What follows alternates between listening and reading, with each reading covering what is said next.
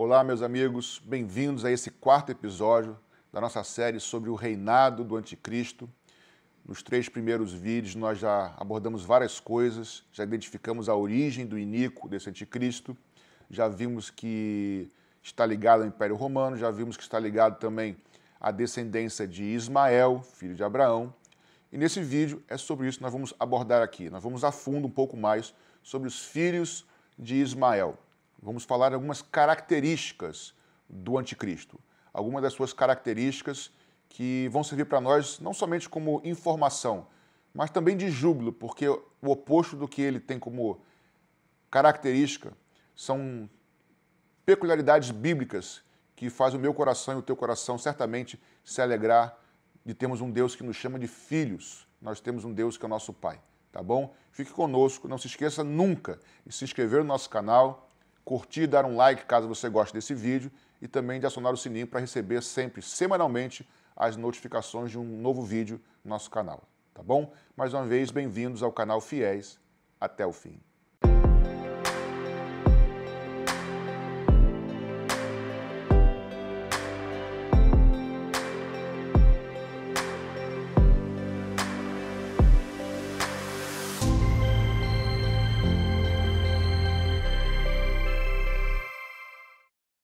Nesse quarto episódio, como eu já antecipei na introdução, eu queria mergulhar agora com vocês em algumas características sobre o Anticristo. Mas antes de fazer isso, eu preciso redefinir aqui com vocês algumas coisas. Até agora nós falamos sobre o Anticristo, uma pessoa, e sobre o seu reinado, sobre o seu reino.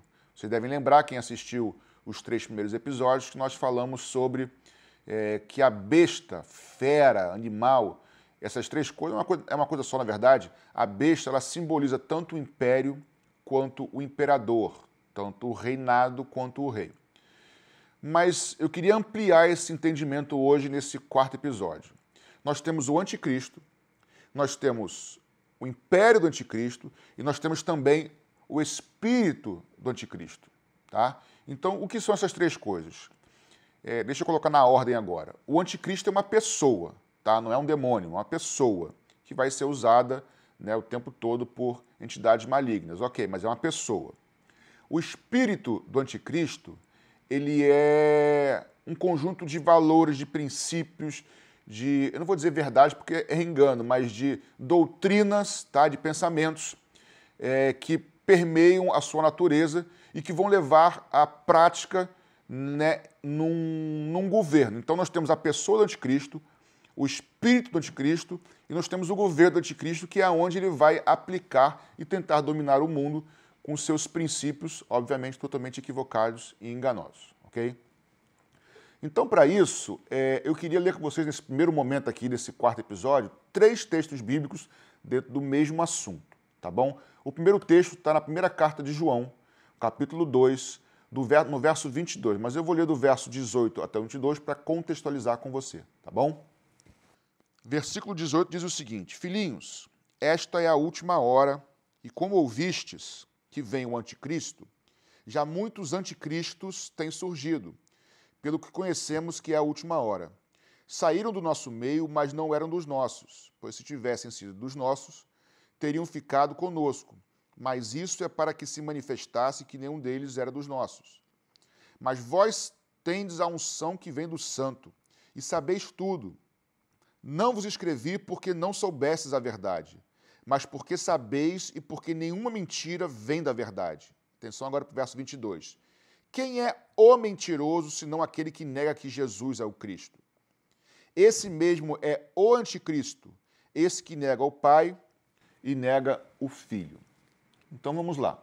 O apóstolo João fala que já era conhecido dos irmãos, para quem ele estava escrevendo, que em certo momento viria o anticristo, uma pessoa singular. Porém, João fala que outros anticristos viriam antes, com esse mesmo espírito, negando o Cristo, negando que Jesus era o Senhor. E aí, quando ele fala no verso 22 sobre o anticristo, ele fala assim, quem é o anticristo? É aquele que nega que Jesus é o Cristo, o Messias, né?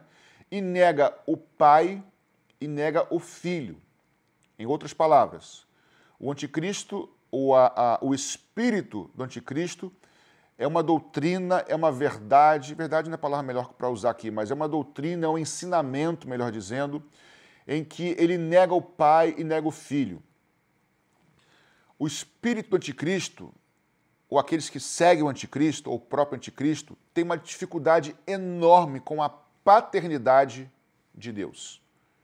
Em contrapartida, ou de maneira inversa, tem muita dificuldade com a filiação, de aceitar e crer que Jesus é o Filho de Deus, ou que Deus tem filhos. Aliás, Jesus é o Filho primogênito. Hoje nós, todos aqueles que cremos no Senhor Jesus, entregamos nosso coração a Ele, a palavra diz lá pelo mesmo apóstolo João, só que lá no Evangelho, capítulo 1, que ele veio para o que eram seus, mas os seus não receberam, mas todos aqueles que o receberam, que receberam a Cristo, a saber, aqueles que creem no seu nome, foi-lhes dado o poder de serem feitos filhos de Deus. Então, eu e você que cremos em Jesus Cristo como Messias, entregamos nossas vidas, nossos corações ao Senhor, nós agora somos filhos também de Deus.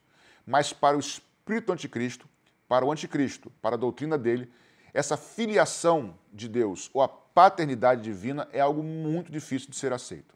E não é coincidência, porque esse é o espírito do anticristo, segundo João, 1 João, capítulo 2, verso 22, nega o Pai e nega o Filho. Não é coincidência, como eu estava dizendo, que a doutrina islâmica ela é centralizada nessa afirmação.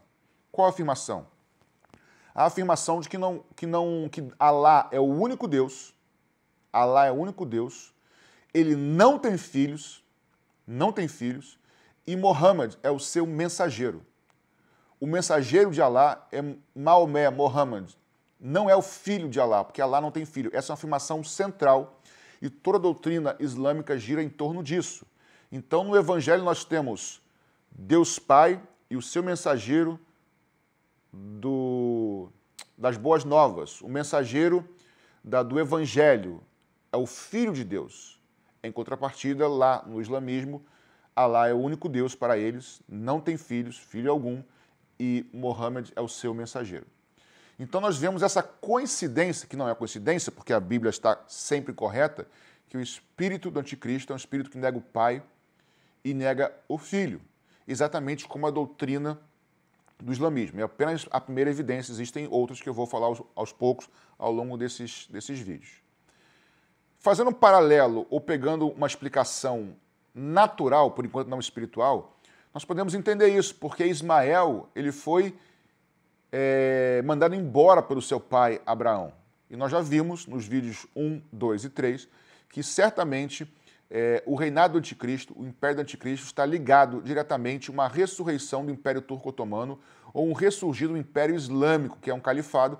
Você precisa assistir esses vídeos anteriores para entender isso melhor, embasado, ainda que eu vou falar mais nos vídeos que vão se suceder, tá bom? Mas Ismael é aquele que é rejeitado pelo pai, enviado embora, e o espírito do anticristo, que vem da descendência de Ismael, é esse que nega o pai e que nega o filho, tá bom? Eu queria agora com vocês ir para outro texto, o segundo texto, que está lá em está lá em João, Evangelho de João, capítulo 16.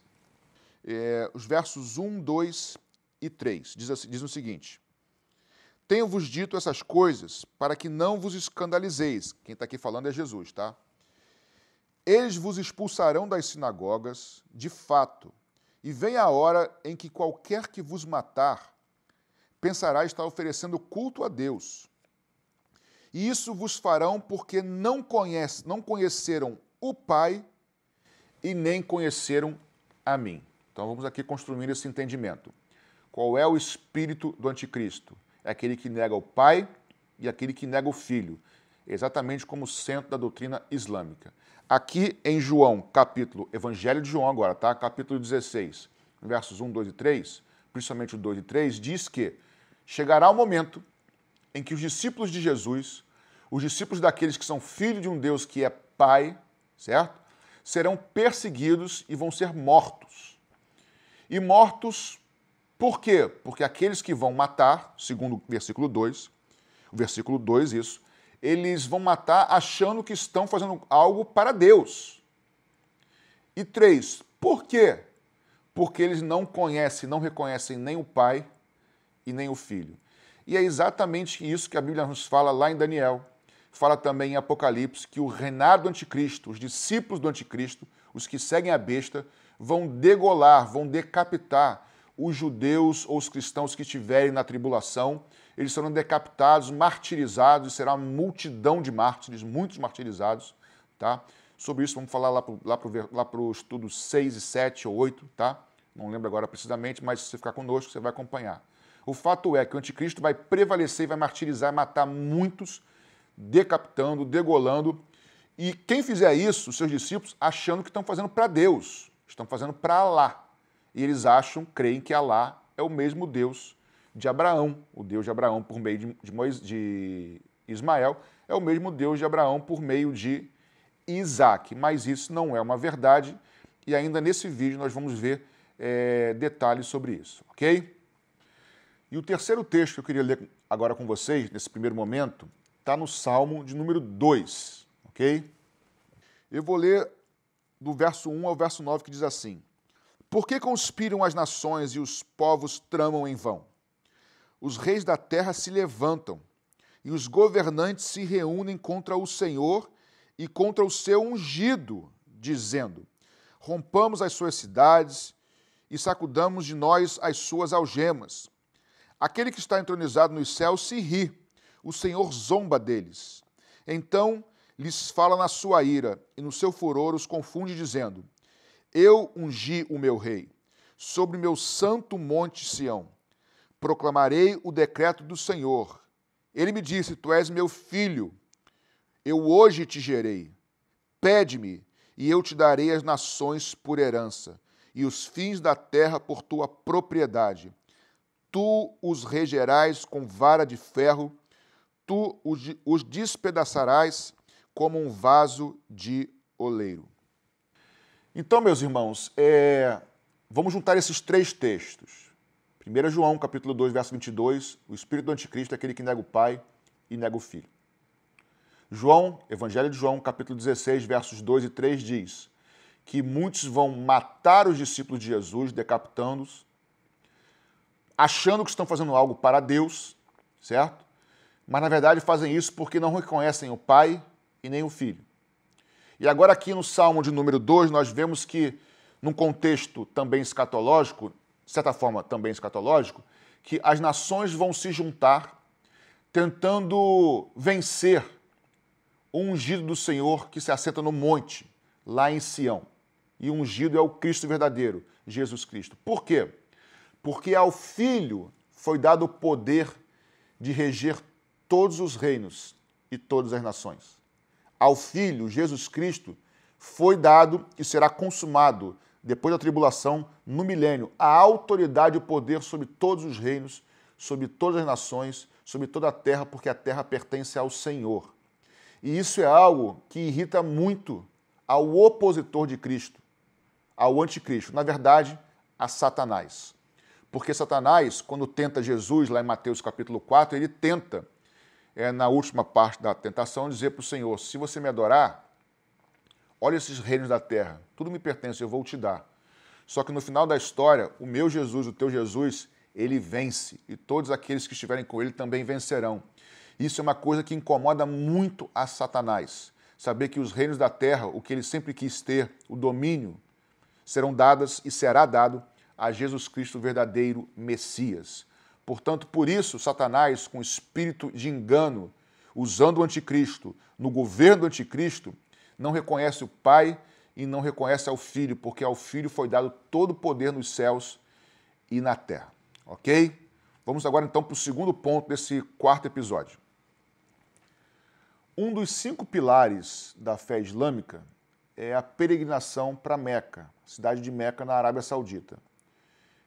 Eles são instruídos que todo muçulmano, todo islâmico, pelo menos uma vez na vida, precisa ir a Meca. Lá em Meca, na cidade da Arábia Saudita, tem a Kaaba. Kaaba é um local no centro desse... Não é um templo, mas é um lugar sagrado para eles, né? E em que dentro dela tem uma pedra preta, uma pedra negra, e que eles vão lá e ficam e rodam, né, em volta dessa pedra, e eles creem que... Eles vão dizer que não adoram a pedra. Né?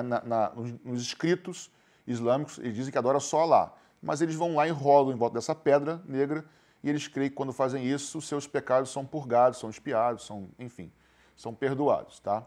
Mas deixando isso um pouquinho de lado, o fato é que um dos 5 pilares da fé islâmica é a peregrinação para Meca. Todo mundo, todos os islâmicos da América do Sul, do Norte, da Ásia, da Europa, da Oceania, todos vão para Meca uma vez na vida.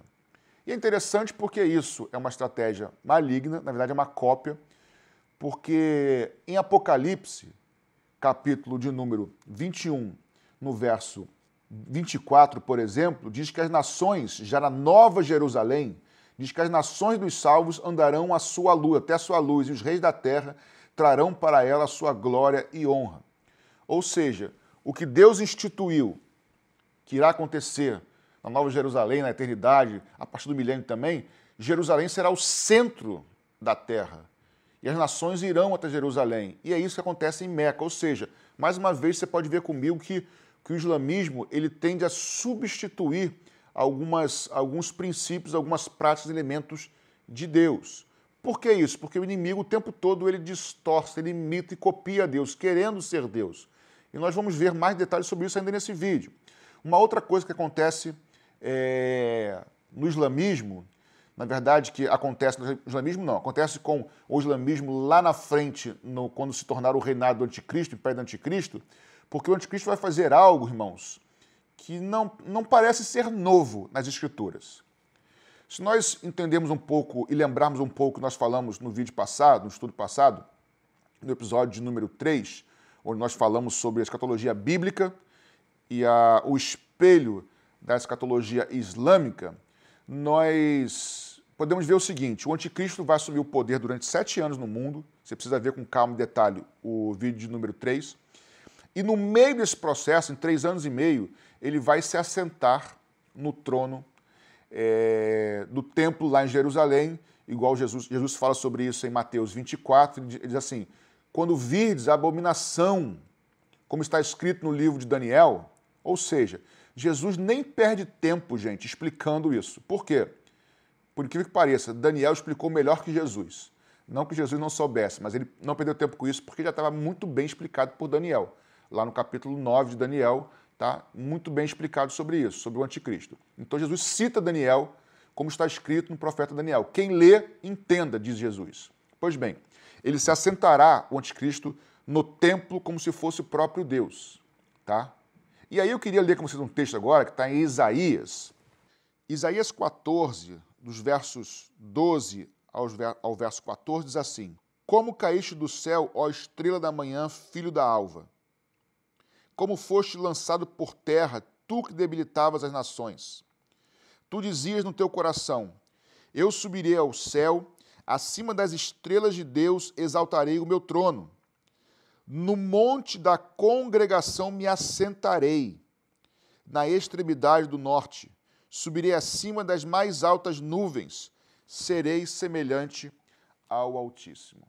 Ou seja, o que o anticristo vai fazer, assentando-se no templo de Deus, no Monte Sião, lá em Jerusalém, de forma literal, na metade da tribulação de 7 anos, e aí sim dando o começo, dando o início para a segunda metade, ele vai ser pior do que a primeira, nada mais é o que Lúcifer tentou fazer na eternidade. Ou seja, esse texto aqui de Isaías 14, do 12 ao 14, Isaías capítulo 14, versos 12, 13 e 14, falam tanto de Lúcifer, estrela da alva, estrela da manhã, como do anticristo. Assim como Lúcifer quis sentar no trono de Deus e ser semelhante, maior que Deus, é isso que ele vai fazer por meio do anticristo, de forma literal e terrena, no templo em Jerusalém. Ou seja, você começa a ver comigo que o império do anticristo nega o pai e nega o filho. Vai perseguir os discípulos de Jesus, que são filhos de Deus. E não somente isso, vão fazer isso decapitando, achando que estão fazendo para Deus, para Alá. Por quê? Porque toda a autoridade foi e será consumada, será dada ao Filho de Deus, a Jesus Cristo e àqueles que creem nele. Ou seja, o que Lúcifer tentou fazer e por isso caiu, agora vai se cumprir de maneira literal aqui, num templo terreno, tá? Num tabernáculo terreno, de forma literal, no Monte Sião, que é o monte de Deus, aqui na terra.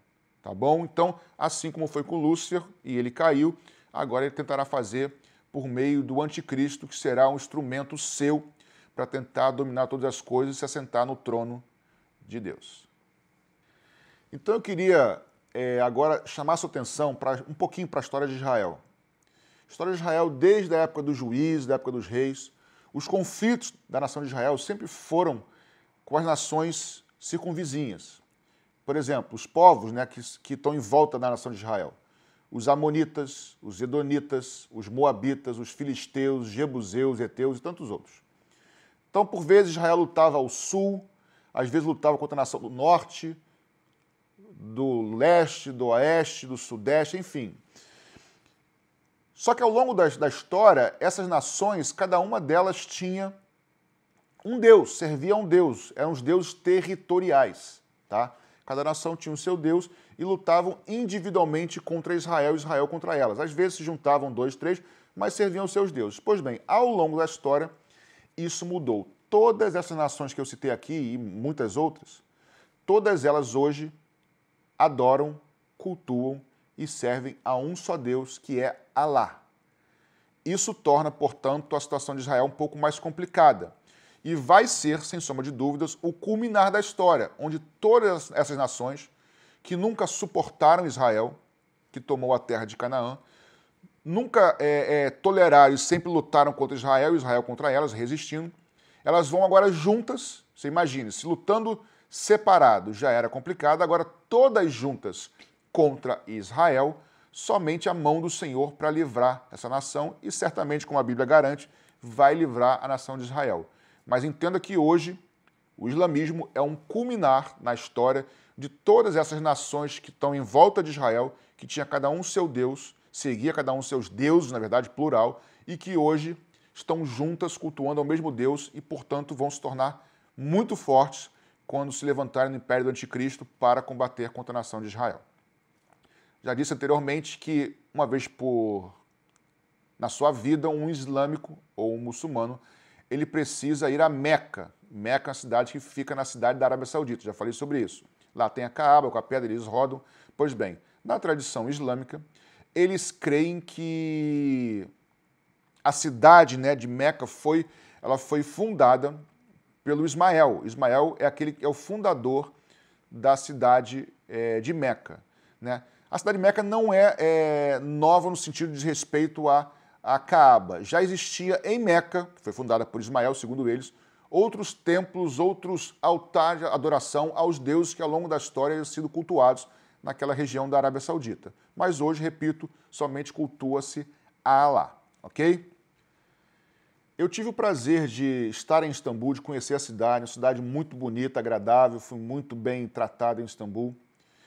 E na praça principal de Istambul, creio que a principal, talvez não seja a principal, mas na praça lá, bem turística, que divide, né, a Mesquita Azul e a Santa Sofia, eles têm uma sequência de painéis grandes, mais de 2 metros de altura, painéis falando sobre tradição islâmica, sobre a cultura islâmica, sobre os pilares da fé islâmica, várias coisas sobre a fé islâmica. Eu tirei algumas fotos que vão aparecer para você aqui agora e eu queria começar a destacar algumas coisas, porque para eles, para os islâmicos, Alá não é simplesmente mais um Deus ou mais uma religião. Para eles, Alá é o Deus Criador, tá? E assim como na Bíblia nós temos os nomes de Deus, o Emanuel, Deus conosco, El Rafa, o Deus que cura, e nós temos outros nomes, Pai da Eternidade, o Príncipe da Paz, nosso Deus é o Deus Todo-Poderoso, é o Criador dos céus e da terra, tem vários nomes para o Senhor, Ele é onisciente, onipresente. Curiosamente, mas não coincidência, Alá também tem alguns nomes que eles estão, que vai aparecer aqui do lado para você, essa imagem que eu tirei a foto lá, e eu vou tentar destacar alguns nomes, por exemplo, que eles creem. Eles chamam Alá de o Todo-Poderoso, eles chamam Alá aquele que conhece todas as coisas, eles chamam de o Doador da Paz, eles chamam de Alá o Criador, Alá o que é eternamente, o Vingador, o Perdoador e assim por diante. Ou seja, você começa a ver comigo que os atributos ou os nomes que são dados para Alá são os mesmos atributos de Yahvé, do Deus da Bíblia. Então, nós estamos vendo o seguinte, que Alá não é simplesmente mais um Deus. No islamismo, Alá se propõe a ser, como é que eu posso colocar aqui de maneira bem clara e didática, se propõe a ser no lugar de Yahvé. Eles dizem o seguinte, que no islamismo, eles têm os profetas. Sabe quem são os profetas do islamismo? Abraão, Moisés, Jesus e Maomé, Mohammed, sendo Maomé o mensageiro final. E eles fazem a sua descendência não vindo de Isaac, mas vindo de Ismael. Ou seja, Alá, na verdade, é o verdadeiro, segundo eles, é o verdadeiro Deus criador dos céus e da terra. É o verdadeiro eterno, é o verdadeiro onisciente. Então, Alá é aquele que se coloca no lugar de Deus, de Yahvé. E aí você já começa a pensar, sem eu precisar dizer o nome aqui, você já começa a identificar quem é Alá na verdade. Não é um demônio, mas é aquele que tenta tomar o lugar de Deus, desde lá de Isaías 14. É o onisciente, é o perdoador, é o misericordioso. Então, você começa a ver que assim como há no nosso vídeo número 3, um espelho na escatologia, também há uma tentativa enorme no islamismo de substituir o Deus verdadeiro do judaísmo e do cristianismo, que é o mesmo Deus Yahvé, criador dos céus e da terra. Então, na verdade, é Lúcifer tentando ocupar o lugar de Deus para se assentar no trono de Deus lá no templo, no Monte Sião, negando a filiação e a paternidade de Deus, porque ao Filho foi dado todo o poder nos céus e na terra. Então, esses atributos que tem lá no Alcorão são nem um espelho, são uma cópia dos atributos que nós temos na Bíblia Sagrada. É Alá se passando pelo próprio Criador.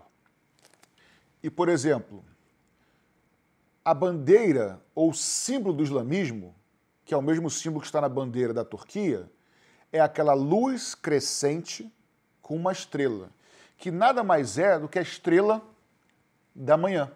Lembra lá de Isaías 14? Como caíste do céu, ó estrela da manhã, filho da alva. Ou seja, Alá se passando por Yahvé, com os mesmos atributos, copiando. Agora todas as nações em volta de Israel adorando a um Deus só, como se ele fosse o verdadeiro Yahvé. É Lúcifer se passando por Deus. E o símbolo é da estrela da manhã, que muitas vezes foi atribuída também falsamente, né, a Lúcifer, porque é o desejo dele. Então, eu vou pedir agora que apareça aqui no meu lado aqui uma outra imagem que eu tirei a foto lá em Istambul, para vocês verem qual é o lema, qual é o foco do islamismo. Isso está lá aparecendo para todo mundo ler. Eles dizem um mundo, uma humanidade, uma religião e vários profetas. De novo, um mundo, um globo, uma terra, uma humanidade, uma religião e muitos profetas. Irmãos, me diga se esse lema do islamismo não é o lema do anticristo. Um mundo inteiro, uma humanidade inteira, com uma só religião e muitos profetas. E aí eles descrevem os profetas que está aqui aparecendo para você. E vou repetir. Abraão, Moisés, Jesus, que eles chamam de Isa, já falei no vídeo anterior, no vídeo 3, e por fim, Mohammed, que é o mensageiro final, é a revelação final segundo eles. Então, meus irmãos, o islamismo não é simplesmente uma religião. Ela também é uma ideologia política, ela é uma religião também que se impõe sobre as liberdades individuais, tá? Por meio da Sharia, que é a lei islâmica, e uma fome enorme de governo, de conquista, de dominar. Mas isso não quer dizer que eu e você temos que ter, como se diz, raiva ou qualquer coisa adversa aos islâmicos, aos muçulmanos, de forma alguma. Nós, como cristãos, nosso mestre nos ensinou, nós devemos orar por aqueles que nos perseguem, devemos orar por eles, para que Cristo seja revelado a eles, para que eles também possam se tornar filhos de Deus, possam entender essa paternidade maravilhosa que Jesus veio revelar, nos ensinando, por exemplo, a orar o Pai Nosso, que está nos céus. Então aqui não fica nada de contra os muçulmanos, pelo contrário, eu estou apenas revelando um estudo bíblico, que nós possamos orar e quem sabe muitos de nós nos movermos em missões para esses países, para os islâmicos muçulmanos, para que eles sejam também, como está lá em João, capítulo 1, verso 12, se tornarem filhos de Deus, nascidos não da vontade da carne, do sangue ou do homem, mas nascidos da vontade de Deus, tá bom? Eu queria te incentivar, antes de terminar, mais uma vez, a continuar conosco nos nossos próximos 6 vídeos que faltam dessa série de estudo ainda. Se não assistiu os vídeos 1, 2 e 3, assista, porque é uma sequência de ensinos, é uma sequência de entendimento que vai certamente abençoar a sua vida. Não por conhecer mais do anticristo, por exemplo, mas nesse vídeo, por saber que ainda que muitos não entendam, nós entendemos, reconhecemos e recebemos a Cristo como nosso Senhor e Salvador e podemos dizer Abba Pai. Podemos chamar o nosso Deus de Pai, na certeza de que todo o poder foi dado nos céus e na terra para o Filho. E todos aqueles que nasceram de novo, também junto com o Filho, têm a sua herança guardada nos céus, como diz o apóstolo Pedro. Então um dia nós herdaremos essa promessa e a nossa herança. Tá bom? Fique conosco e Deus abençoe a sua vida. Não se esqueça, seja fiel até o fim.